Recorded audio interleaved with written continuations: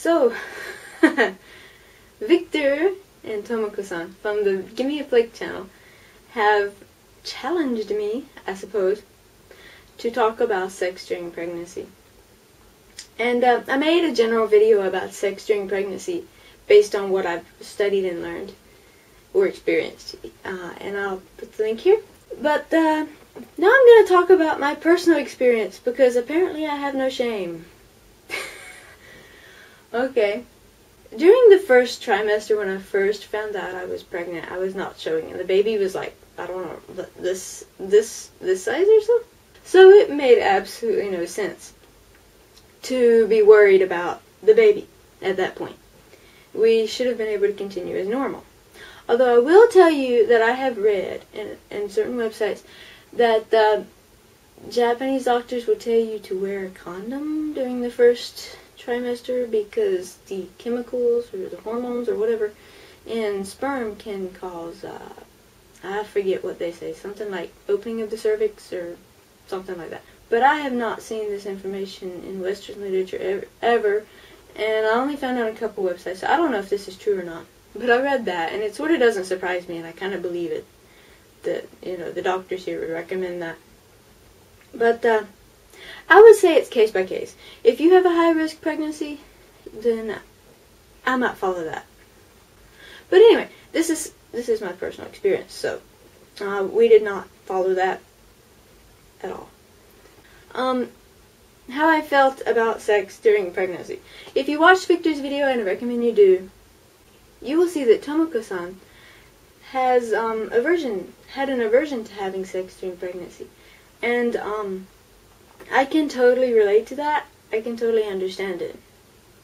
Even though I know it's perfectly safe and even healthy for the baby to continue to have sex during pregnancy. But don't get me wrong, we have not stopped.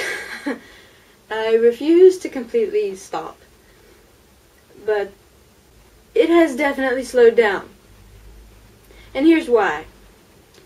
During the first trimester, women have a lot of issues, and some people claim it's one of the worst parts of pregnancy is the first trimester, because during that time you have all these hormones just going all out of whack, and that's the time when you're most likely to get the morning sickness and all the weird things happening. And there's a lot of changes in your body during that time, and a lot of women feel bad or tired and especially the morning sickness part, the nausea, that kind of stuff.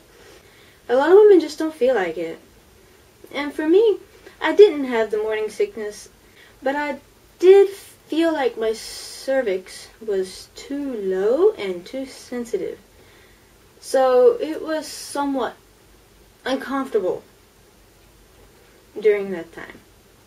And yes, we were worried about hurting the baby, even though it was so tiny at that point, and even though I wasn't showing it all. We, and especially my husband, were still worried about it. I mean, it feels different. It's awkward. There's, a life there. You're not alone exactly anymore. Even though the baby has no idea what's going on, of course, and, even at that size, but who knows, we knew it wasn't logical. We knew that. But, and now, during the second trimester so far, I'm starting to show, and we've become, rather conscious of my belly, and we worry about putting any kind of pressure on it or that kind of thing. And I've heard a lot of people say that you don't really need to be that careful about it. As long as it's comfortable, then you're not hurting the baby. And once again, we know that's true, but we still worry. As far as the sensitive cervix and that kind of thing, I no longer have any of that. Yeah, it's just different. It's awkward. But we're not going to let it stop us, because, there are a lot of benefits to continuing to do it, and, I would just feel, 9 months is a long time. so, as far as sexual desire, I forgot to mention that. During the first trimester, I was really, really, kind of crazy. the hormones were really taking their toll on me, and I did feel pretty sexed up during the first trimester. It hasn't been so much during the second. I feel normal in just about every single way during the second trimester, except for being, exhausted easily. That's the only difference. And being kind of hungrier.